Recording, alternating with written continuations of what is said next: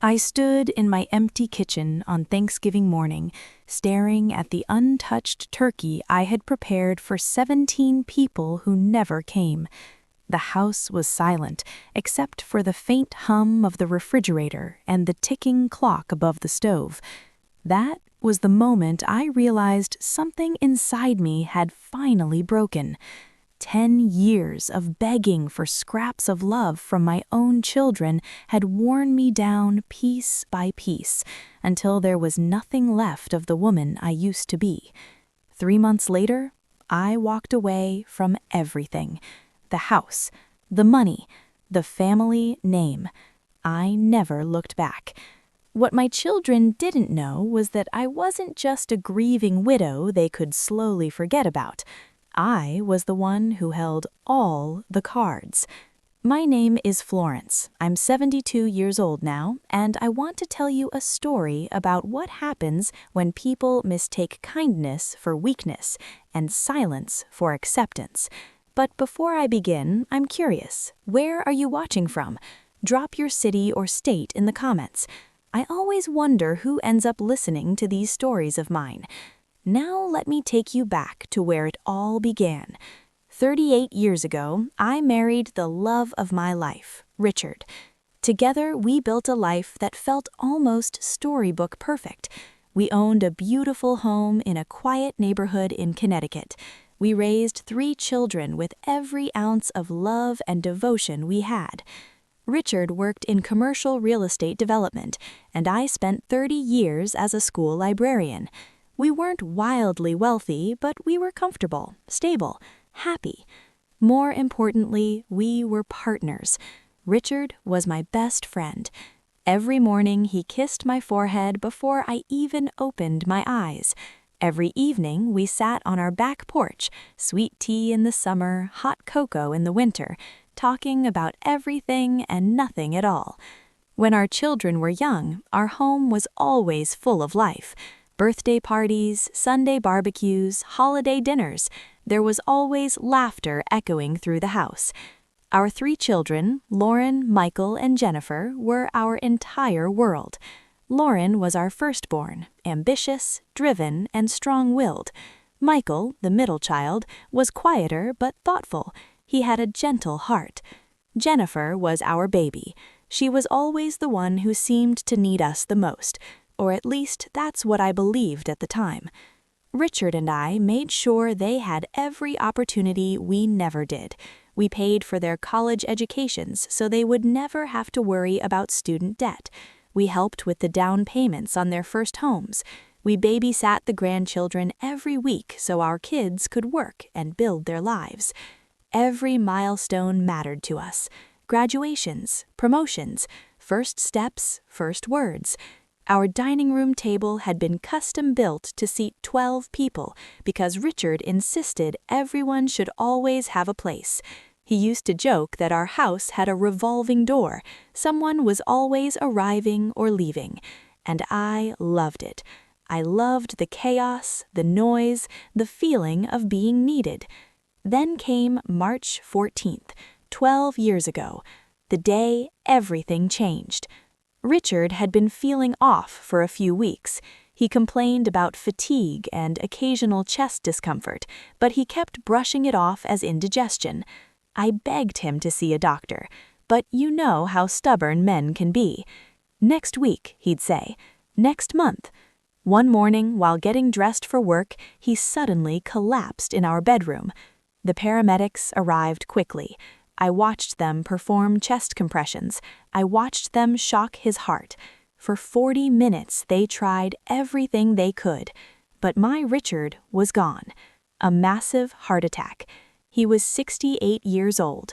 The funeral was beautiful in the most painful way imaginable. Over 300 people came to the church. Business partners, friends, neighbors. People whose lives Richard had quietly helped over the years.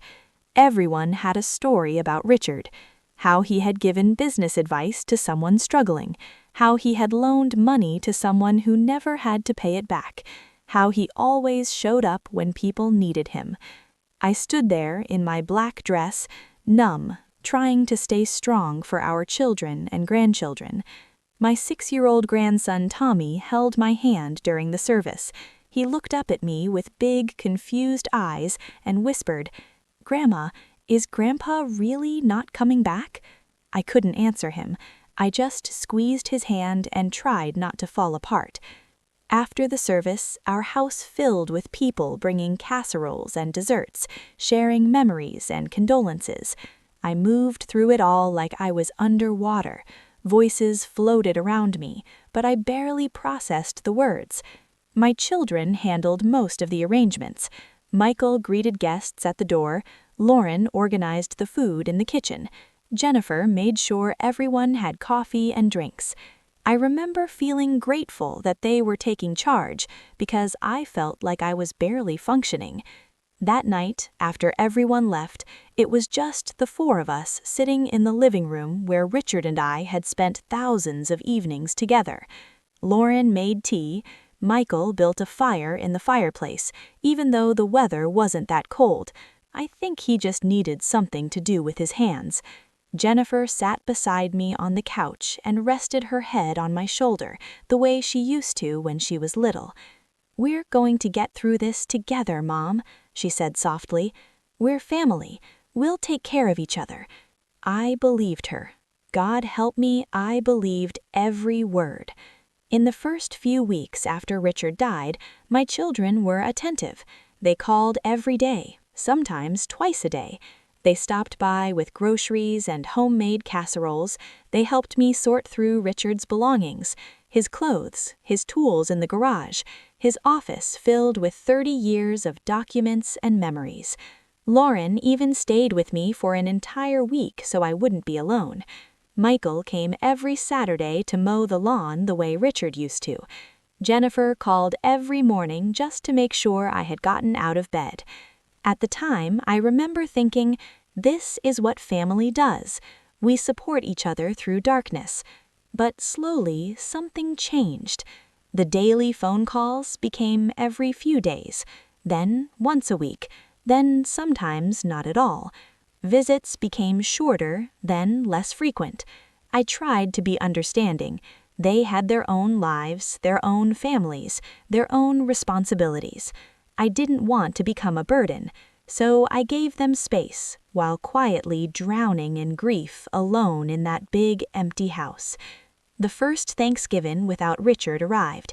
I assumed I would spend it with one of the kids, the way we always had. For years, we rotated holidays between their homes, but we were always together. Always. 2 weeks before Thanksgiving, Lauren called. "Mom, we're keeping it really small this year. Just Brad's family," she said. "You understand, right? It's been a difficult time for everyone." A small ache formed in my chest, but I swallowed it. "Of course, sweetheart," I said. "I understand." I called Michael next.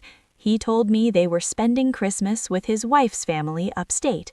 "Sorry, Mom, maybe Christmas." Jennifer promised she'd stop by on Christmas Eve. She never came. Christmas morning, I sat alone in the living room surrounded by wrapped presents for my children and grandchildren that no one came to collect. The lights on the tree blinked quietly in the silence. That was the moment I realized something terrible.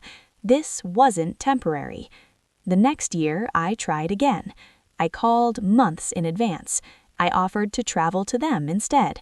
I suggested we could meet at a restaurant if hosting was too much trouble.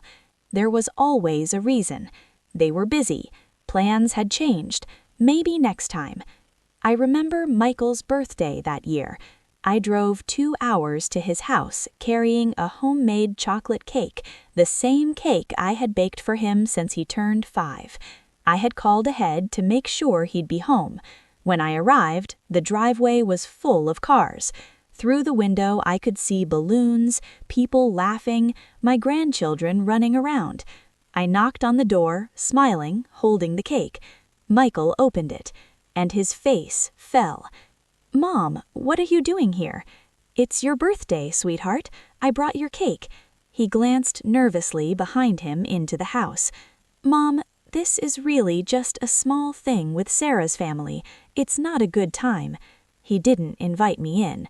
I stood on my son's doorstep holding the cake I had spent all morning baking.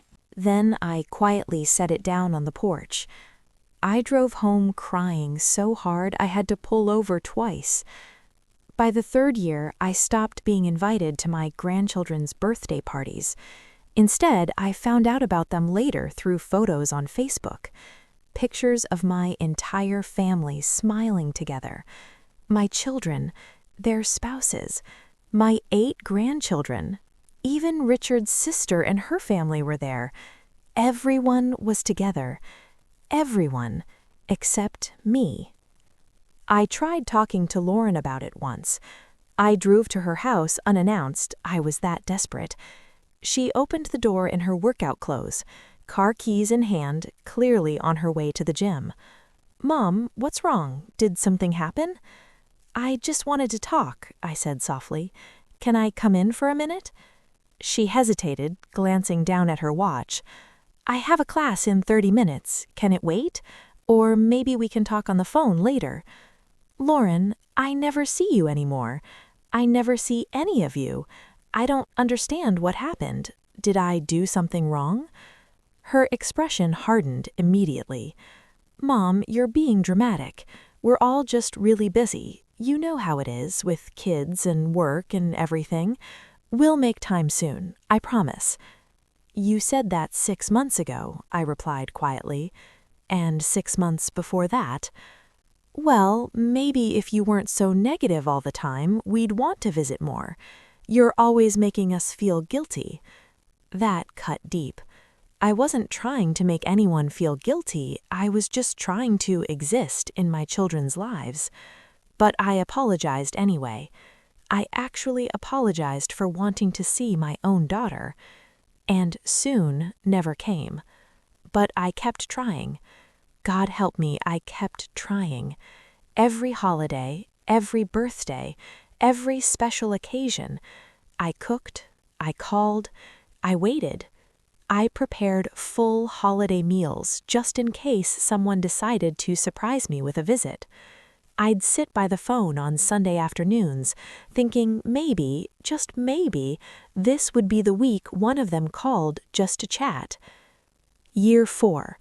I slipped on ice in my driveway and broke my wrist. I called Lauren from the emergency room. She said she'd try to stop by later to check on me. She never did. I managed alone, grocery shopping one-handed, struggling to button my own shirts, sleeping sitting up because I couldn't get comfortable. Not one of my children came to help their 70-year-old mother with a broken wrist. Year 5. My granddaughter Emma was accepted to Yale, my alma mater. I found out on Facebook. I sent her a card with a check for $500 and a heartfelt letter about my own time at Yale. I offered to share stories, advice, anything she might need. She sent a single text. "Thanks, Grandma." I never heard another word. I didn't even know she'd started college until I saw move-in day photos online. Year 6. I found a lump in my breast. I was terrified. I had to go through the mammogram, the biopsy, and the agonizing wait for results completely alone. Thankfully, it turned out to be benign. But I will never forget sitting in that doctor's office, waiting to hear whether I had cancer, with no one to hold my hand, no one to call afterward. My children didn't even know it happened. Do you know what it feels like to set a table for your family and eat alone? To buy Christmas presents that stay wrapped in your closet because there's no one to give them to? To hear about your own granddaughter's graduation through a neighbor who read it in the local paper? I started having conversations with Richard's photograph. I'd tell him about my day, ask him what I should do, apologize for not being able to keep our family together.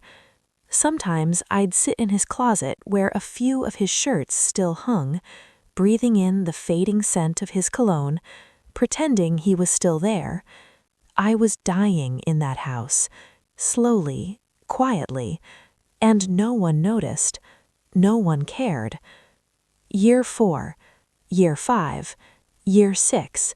The pattern never changed. If anything, it got worse. The phone calls became obligatory check-ins on my birthday and Mother's Day, quick, awkward conversations where I could almost hear the relief in their voices when they finally hung up. Eventually, even the visits stopped entirely. I tried to understand. Maybe my grief was too much for them. Maybe I reminded them too painfully of their father. Maybe they needed distance in order to heal. I made every excuse for them. I convinced myself I just needed to be patient. Family is family, after all. They'll come around eventually.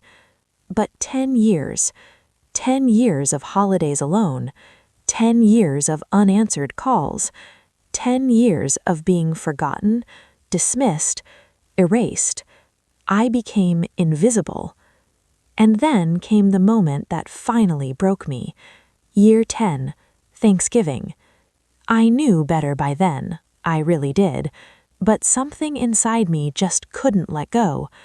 I thought maybe, just maybe, enough time had passed. Maybe they were ready to be a family again. So I did something I swore I would never do. I called each of my children, and I begged, not asked, begged.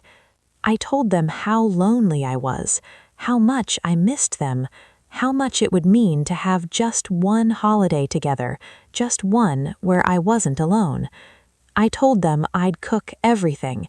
They didn't have to bring anything or do anything except show up. I told them I needed them. Lauren said she'd think about it. Michael said he'd try. Jennifer said it sounded nice and that she'd let me know. I took that as a yes. I spent 3 days preparing that Thanksgiving dinner. Turkey, stuffing, mashed potatoes, green bean casserole, cranberry sauce, 3 kinds of pie, all their favorites. I set the table for 17 people. I bought a new tablecloth, fresh flowers, beautiful napkins. I wanted everything perfect. I wanted to remind them of how it used to be. I wanted to show them what they'd been missing. I waited. The turkey came out of the oven at 2 o'clock, golden and perfect. 2:30 came, 3, 4. I called Lauren, straight to voicemail. I called Michael, no answer. Jennifer didn't pick up either. 5 o'clock. The food was getting cold. I reheated everything. 6, 7. By 8 that night, I was sitting alone at that table, staring at 17 empty chairs and enough food to feed a family that never came. Not one of them showed up. Not one of them even called to say they weren't coming. I sat there until midnight, and something inside me died. Not a quick death, like Richard's heart attack. This was slower, colder. It was the death of hope, the death of denial, the death of the woman who believed her children loved her. That night, I made a decision. I was done begging, done waiting, done being erased. If they wanted to act like I didn't exist, then I would make it real. You see, there was something my children didn't know, something Richard and I had never told them. Richard's commercial real estate business had been far more successful than anyone realized. We lived modestly. We didn't believe in flashy displays of wealth. We wanted our children to learn the value of hard work, to build their own lives without depending on us. But the truth was, we had money, a lot of it. Investments, properties, accounts they knew nothing about. The house they grew up in had been paid off decades ago and had tripled in value. Richard's life insurance policy was substantial. His retirement accounts and investments were even larger. And since Richard died, I had been managing all of it, making sure the properties stayed profitable, ensuring the investments continued to grow. I had also been quietly helping my children more than they realized. Michael's daughter's private school tuition, the portion he couldn't afford, I'd been paying half of it through an anonymous scholarship. Jennifer's husband needed capital to expand his business. I had been one of his silent investors. Lauren lost her job 2 years ago and struggled with her mortgage. I covered 3 months of payments through a check she believed came from her father's old company. They had no idea. They never even wondered where the help came from. They just accepted it and continued living their lives, without time for a visit or even a phone call. The Monday after that Thanksgiving, I walked into my lawyer's office. Gerald had been Richard's attorney and close friend for 30 years. "Gerald," I said calmly, "I need to make some changes. Big changes." Over the next 3 months, I systematically dismantled the life I had built in Connecticut. I sold the family home, the house where I raised my children, where Richard and I spent 38 years together. It sold for $2.3 million to a young couple expecting their first child. I hoped they would fill it with more love than it had known in the past decade. I liquidated investments, closed joint accounts, transferred everything into my name alone. I called in the money I had quietly loaned to my children's ventures and closed those arrangements. The tuition payments stopped. The silent investments stopped. The anonymous financial help stopped. I carefully cut every financial thread that still connected me to them. Then I called each of them one final time. "Lauren, it's Mom. I'm calling to let you know that I'm selling the house and moving. I don't know where yet, but I need a fresh start. If there's anything you want from the house, your old room, family photos, any keepsakes, you have 2 weeks to come and get them. Otherwise, they'll go to charity or the new owners. Goodbye, sweetheart." I left the same message for Michael and Jennifer. Brief, polite, final. And you know what? Not one of them came to get anything. Not one of them even called to say they weren't coming. Lauren sent a text, "Okay, Mom, good luck with everything." Michael didn't respond at all. Jennifer sent a crying emoji and wrote, "Miss you." That told me everything I needed to know. So I packed up that house myself. 38 years of memories sorted into boxes. I donated most of it. Furniture, dishes, linens, all the things that had filled our home. I kept only what could fit in my car. Some clothes, a few photo albums, Richard's wedding ring, and one quilt my mother had made. Everything else, the china we'd used for every holiday, the furniture we had picked out together, the kids' old toys I'd saved in the attic, I let go. The hardest part was Richard's woodworking shop in the garage. He had built cribs for all the grandchildren there, picture frames, a beautiful hope chest for Jennifer's wedding. I stood in that shop for almost an hour, running my hands over his tools, breathing in the scent of sawdust, crying until I had nothing left inside me. Then I donated it all to a vocational school. At least someone would use those tools to create something. By March, almost exactly 11 years after Richard died, I was gone. I took my money and bought a small but beautiful condo in Charleston, South Carolina, a place where no one knew me, where I could start fresh. I chose Charleston because Richard and I had honeymooned there. I wanted to live somewhere that held good memories, somewhere I could build new ones without the weight of rejection hanging over me. I changed my phone number. I didn't leave a forwarding address. I opened new bank accounts. And I disappeared. The first morning I woke up in Charleston, I sat on my balcony with a cup of coffee and watched the sun rise over the harbor. For the first time in years, I didn't check my phone hoping for a call. I didn't plan my day around being available in case someone needed me. I didn't feel that constant ache of waiting for people who weren't coming. For the first time in 11 years, I felt free. I wasn't waiting for phone calls that would never come. I wasn't cooking for people who wouldn't show up. I wasn't torturing myself with hope that my children would suddenly remember I existed. I made new friends. I joined a book club. I volunteered at a local animal shelter. I took an art class and discovered that I actually loved painting. I traveled to Italy, to Ireland, to places Richard and I had always talked about visiting but never got around to. I started living my life on my own terms, and I did it without the crushing weight of rejection hanging over me every single day. 1 year passed. Then I got a letter. It had been sent to my old address and was forwarded to me through my lawyer, the only person who knew where I was. It was from Lauren. "Mom, we need to talk. It's urgent. Please call me immediately." I didn't call. 3 days later, another letter arrived, then an email to my old email address, which I rarely checked anymore. Then Gerald called.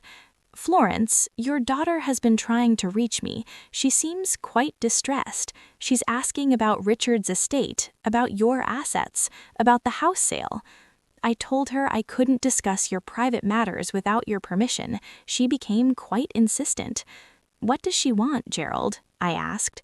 "I believe," he said carefully, "they've discovered the extent of your late husband's wealth, and they're realizing that you've moved on without them." Now, if you're enjoying this story and want to hear more like it, please hit that subscribe button. It helps me continue sharing these real-life experiences with all of you. Here's what I found out through Gerald over the following weeks. Apparently, my children had gotten together and decided it was time to start thinking about Mom's finances and making sure she was taken care of in her old age. Translation: they had decided it was time to figure out what they stood to inherit. They went to the old house and found a new family living there. They tried to access accounts at my old bank and discovered that everything had been closed or transferred. They reached out to Richard's former business partners and learned that I had sold his final properties and investments. Piece by piece, they realized something they had never imagined before. There had been a lot more money than they thought, and I had taken it all and vanished. Michael showed up at Gerald's office demanding to know where I was. Lauren hired a private investigator to try to find me. Jennifer sent me a long email saying how worried they all were, how much they loved me, how they needed to make sure I wasn't being taken advantage of by scammers or making poor decisions in my grief. My grief. After 11 years, after 10 years spent holidays alone, after a decade of being forgotten, now they were worried about my grief? Gerald asked me what I wanted to do. "Forward them my new email address," I said. "Let's see what they really want." The emails came flooding in, all 3 of them suddenly so concerned, so loving, so desperate to reconnect. "Mom, we've been trying to reach you. Why did you leave without telling us where you were going? We've been so worried." Lauren: "Michael, this is crazy. You can't just disappear like this. We're your family. We need to know you're safe. Call me, please." "Mom, I miss you so much. Can we please talk? I don't understand why you left. Come home. Let's work this out." Jennifer: I sat with those emails for a week before responding. I wanted to be clear-headed, not emotional. I wanted to say exactly what needed to be said, nothing more, nothing less. Finally, I wrote one email and sent it to all 3 of them. "Dear Lauren, Michael, and Jennifer, thank you for your concern about my well-being. I want to assure you that I am safe, healthy, and happier than I have been in over a decade. I left Connecticut and chose not to share my whereabouts because I needed to start a life where I'm not waiting for children who clearly had no time for their mother. I spent 10 years trying to be part of your lives, cooking meals no one came to eat, buying presents no one came to collect, making phone calls no one returned.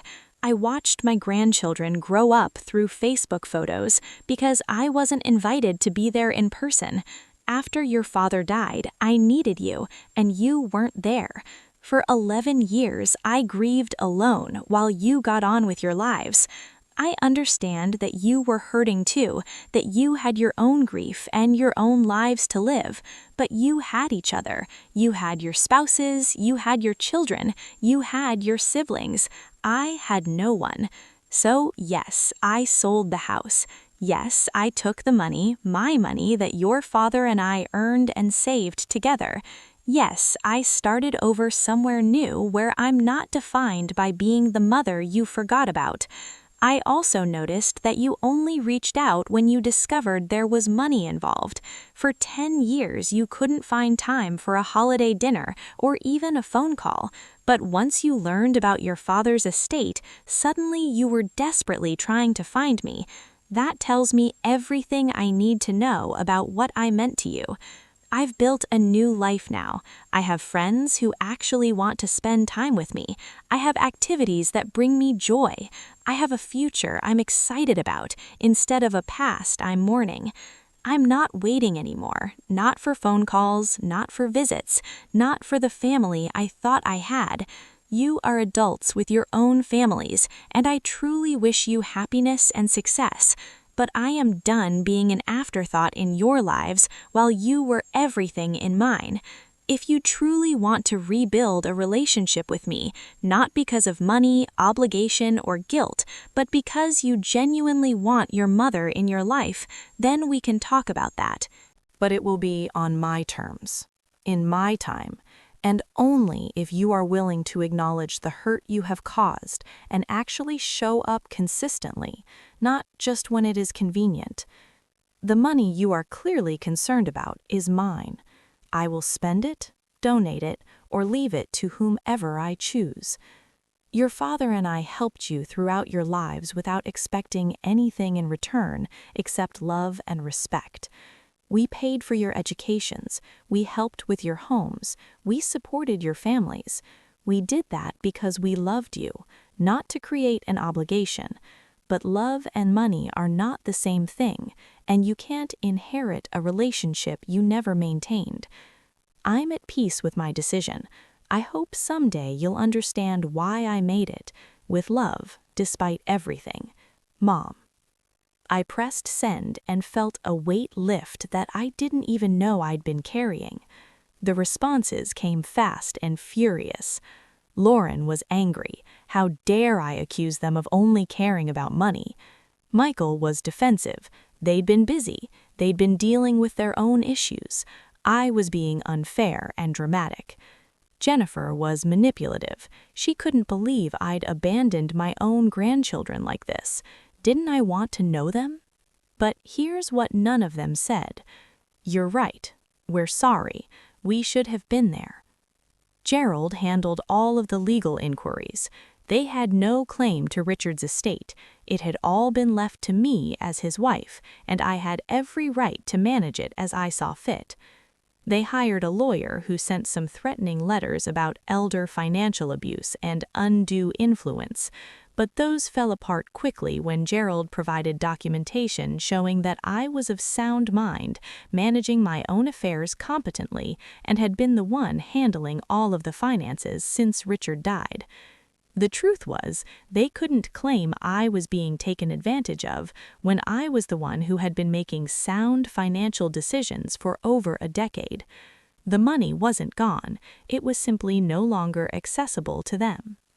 After 6 months of legal posturing and angry emails, things finally went quiet. I heard through Gerald that they'd given up trying to locate me or contest anything. They'd moved on.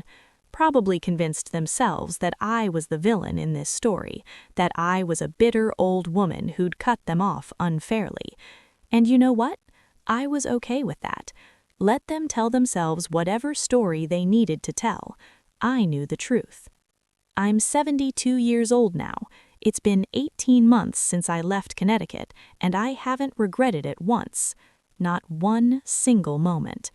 I wake up in my sunny condo overlooking the harbor, have coffee on my balcony, and spend my days however I choose.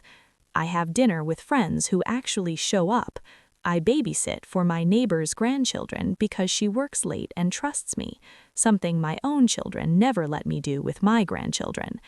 I've donated a significant portion of Richard's estate to causes we both believed in: literacy programs, children's hospitals, and scholarships for first-generation college students. The house where I raised my children, the money from that sale went to build a community center in a low-income neighborhood. Richard would have loved that. I set up trust funds for my grandchildren, for their education to be accessed when they turn 25, not for my children to manage or control, but directly for those kids. Whatever mistakes their parents made, those children deserve opportunities. But the money comes with a letter from me explaining why they didn't know me growing up, telling my side of the story so that someday they can make their own decisions about the kind of family they want to be. The rest? I'm spending it on me, on travel, on experiences, on living the life Richard and I dreamed about but never got to share. I'm building the kind of old age where I'm not dependent on children who proved they couldn't be depended on. Last month, on what would have been Richard's 80th birthday, I got one more email. This one was from Jennifer. Mom, I've been in therapy. My therapist helped me understand some things I didn't want to see before. I was wrong. We were wrong. I don't know if you'll ever forgive us, but I need you to know that I finally understand what we did to you. If you're willing, I'd like to try to rebuild our relationship slowly on your terms. Like you said, I love you. I'm sorry it took me this long to say it properly. I sat with that email for a long time. Part of me wanted to delete it, to protect myself from more disappointment.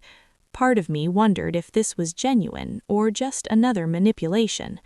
But a small part of me, the part that will always be a mother no matter how much I've been hurt, wanted to believe that maybe, just maybe, one of my children had finally grown enough to see what they'd done to me. I haven't responded yet. Maybe I will. Maybe I won't. The point is, I get to decide. I'm not desperate anymore. I'm not waiting anymore. I'm not begging anymore. I reclaimed my life, my money, my dignity, and my future. And if they want to be part of it now, they'll have to earn it the same way anyone else would. Through genuine care, consistent effort, and respect. That's my story. A decade of being invisible, followed by the choice to disappear on my own terms. And you know what? I was okay with that. Let them tell themselves whatever story they needed to tell. I knew the truth. I'm 72 years old now. It's been 18 months since I left Connecticut, and I haven't regretted it once. Not one single moment. I wake up in my sunny condo overlooking the harbor, have coffee on my balcony, and spend my days however I choose. I have dinner with friends who actually show up. I babysit for my neighbor's grandchildren because she works late and trusts me, something my own children never let me do with my grandchildren. I've donated a significant portion of Richard's estate to causes we both believed in, literacy programs, children's hospitals, and scholarships for first-generation college students. The house where I raised my children, the money from that sale went to build a community center in a low-income neighborhood. Richard would have loved that.